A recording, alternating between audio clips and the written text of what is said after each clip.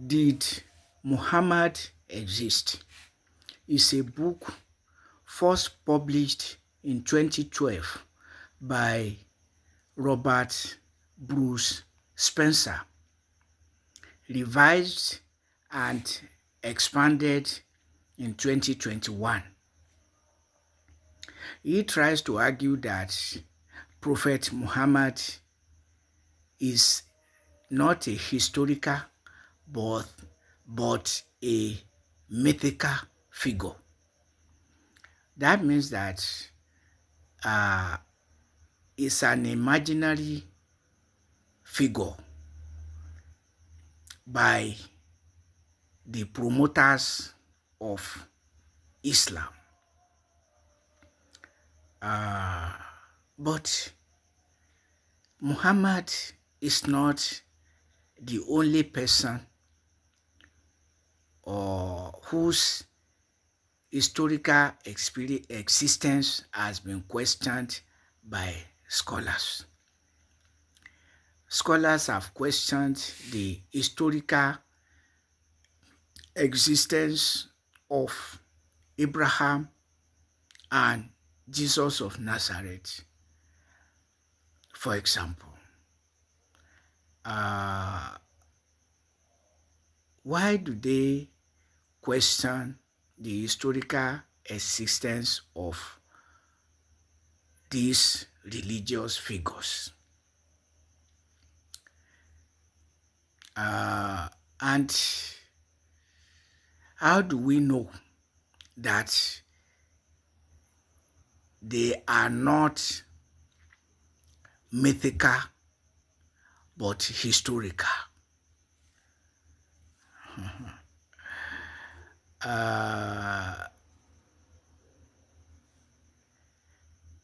We know that they are not just mythical figures like that of Adam and Eve,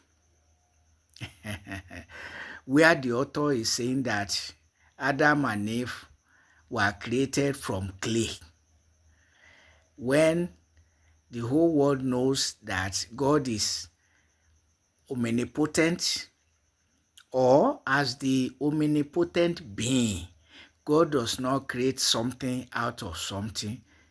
He creates out of nothing, ex nihilo.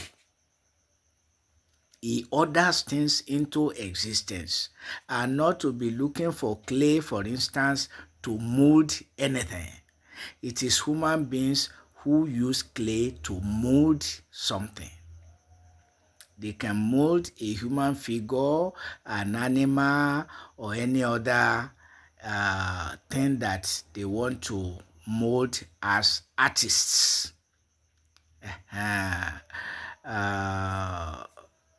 God will not use clay to mold anything, if we take it from there.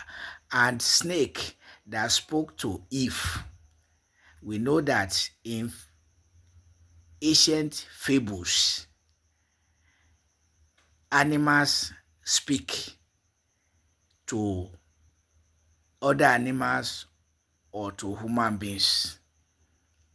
In ancient fables, that happens not only in the book of Genesis but in other ethnic fables worldwide.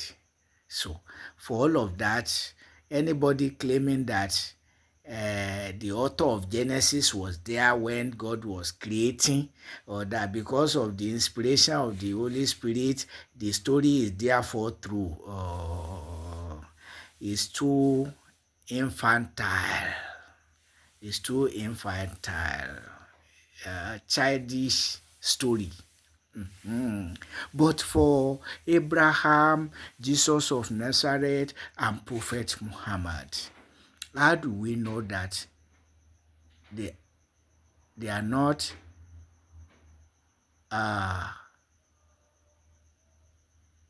mythical figures but historical figures? It is because they are found outside of their religious records, but also in historical records that are not promoting their religion. Uh, Ancient records make reference to them. For instance, when you read the history of Roman Empire, you can find the figure of Jesus of Nazareth being mentioned, about how he was persecuted, not a Christian text, historical record. It's the same with Prophet Muhammad.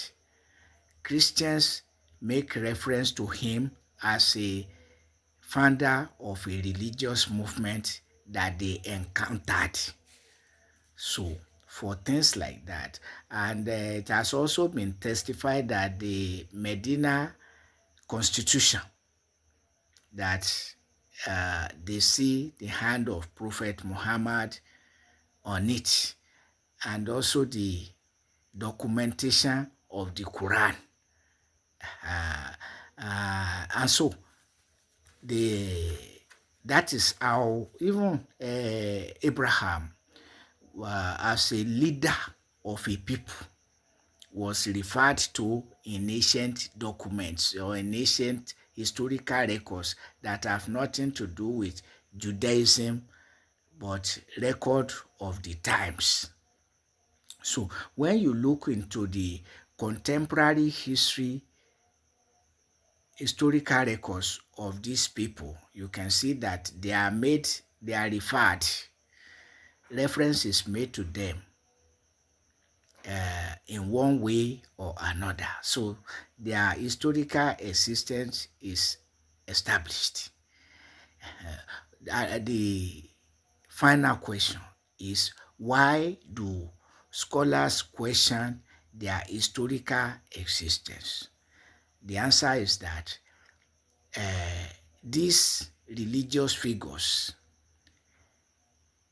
the promoters of the religions, have weaved some myths around them, leading to questioning the historicity of the existence of these figures. For instance, that God appeared to Abraham. Abraham became friend of God. And later, of course, that Prophet Muhammad is a friend of God, or that God brought a book from heaven to him. So all these are myths created by the religionists to promote their religion, leading to questioning the historicity of the entire the entire enterprise. Or you want to take Jesus of Nazareth, said to have been born by a virgin, the Christian claim now, not the Jewish claim again, not the Jewish claim. That he was born by a virgin, that is God, died to redeem human beings, or sacrificed by God for human sinfulness. And you ask yourself, to whom did God sacrifice his own son for human sins? Oh my God. So when you see God appear to Abraham, God does not appear to human beings. Saying God is reserved for after death, in the understanding of the whole world, and not only in the understanding, in the experience of human beings. God does not appear to anybody, yesterday and today. Just as a snake spoke to Eve, and animals spoke in ancient fables, but animals don't speak to anybody, yesterday and today. We should not be childish on these issues. So, on a solid academic grounds, Abraham appeared in ancient texts outside of Judaism. Jesus of Nazareth appeared in historical records outside of Christianity. And so also Prophet Muhammad appeared in historical texts outside of Islamic texts. And that confirms the existence of these figures, these religious figures, entangled by the religionists with myths. God appearing, born by a virgin, died to save human beings from sin when human beings are steep in sinfulness yesterday and today. Or that Abraham was friend of God, Prophet Muhammad friend of God, as if they were contemporaries who went to the same schools, played together in the same neighborhood, and became friends, things like this lead to scholars questioning the historicity, the historical existence and reality of these figures. Yes, they existed in their own way. What do I mean? They existed as real human beings. But what they become in the hands of those promoting the religions to which they are attached is a different cup of tea, leading to scholars questioning the historicity of the entire enterprise. But there's a clear distinction between the Genesis account of how and when God created the world. So that's a different one. You can find Adam and Eve in any historical account, linking the, or ancient text referring to them anywhere except in the Genesis account.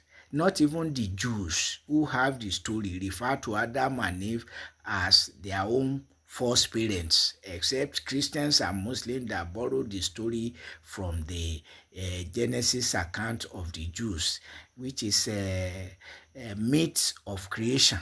And every ethnic group has their own myth of creation. So the fact that one is written down does not make to be what actually happened. Human beings are human beings yesterday and today, and they cannot know the origin of humanity, not even because of the inspiration of the Holy Spirit, because the inspiration does not mean that the Holy Spirit wrote anything. You feel inspired, like writing, you write. Not everything you write can be right, notwithstanding inspiration, because human beings wrote, not God. That makes a big difference. Anyway, that is it. Did Muhammad exist? Yes. In what form and mode has become entangled with mythology? You can't deny that one. Abraham became entangled with mythology. Jesus of Nazareth became entangled with mythology. Even no longer called Jesus of Nazareth, but Jesus Christ. In the hands of Christians, the promoters of Christianity. So this makes these religions to be, you have to be careful with them, because they have formulated their own doctrines to convince people,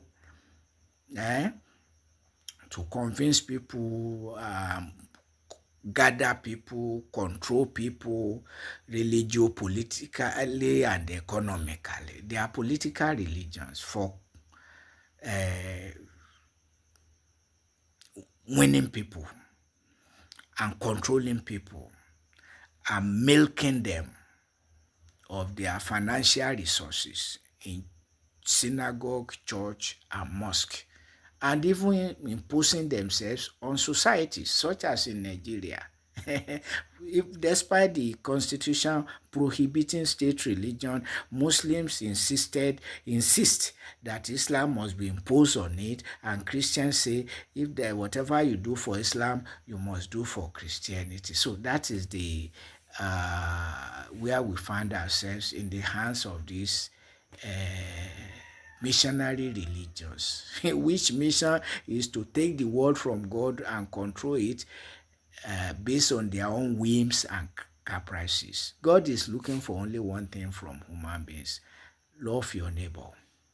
Because whatever you do to your neighbor will come back to you. No more, no less. Yes, as for grace of God, you need grace of God, but you don't need to be in synagogue, church, or mosque to get grace of God. Grace of God is omnipresent, omniscient, omnipotent. So, and it does not need any special house or gathering to hear your prayer and to bless you. Just focus on one thing: will of God. Do the will of God. What is the will of God? To love your neighbor as yourself. Be compassionate, be merciful, be kind, be peaceful.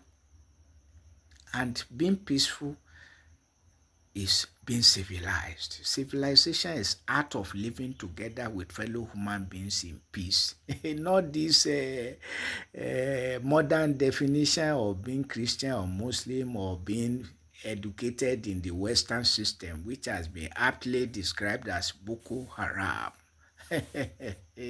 for human exploitation. And as I said, Judaism, Christianity, Islam are political, economic religions for human control and exploitation. I mean, you cannot deny it. It's not deniable. It's what is happening.